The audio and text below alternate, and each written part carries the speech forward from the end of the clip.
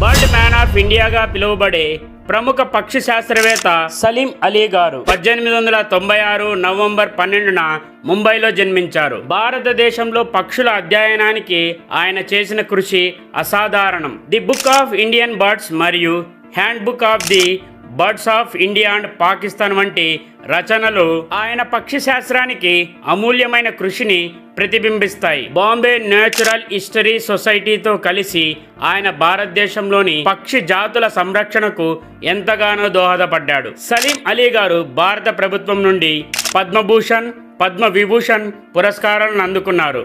ఆయన పరిశోధనలు భారతదేశంలో పక్షుల సంరక్షణ మరియు పర్యావరణ అవగాహనకు బలమైన పునాది వేశాడు. 1987 జూన్ 20న ఆయన మరణించినప్పటికీ ఆయన వారసత్వం ఇప్పటికీ పక్షి ప్రేమికులను ప్రేరేపిస్తూనే ఉంటుంది.